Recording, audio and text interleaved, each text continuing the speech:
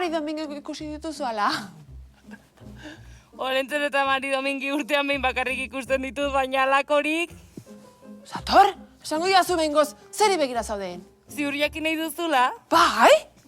Sudurrean gaieta baten aurriko pikorra atera zaizu. Ua! Kontxa!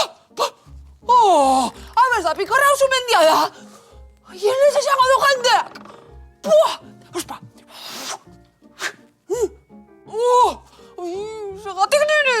Kontxa! Gaur ezingo naiz etxetik atera. Gaur zegatik ezingo zara etxetik atera. Trufatzeko baldin bada, nirekin ez kontatu. Zergatik egin marizut burla. Aurpegia eskuekin estaltzen duzulako.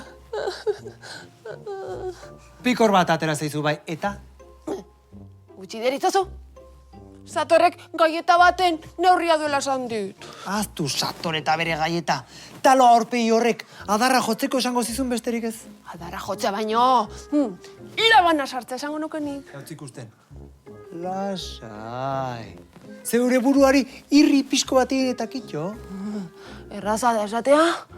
Bai, begira. Ilargia atzarekin seinalatzen dizutenean, zuk zeri begiratzen diozu? Ilargiari edo atzari?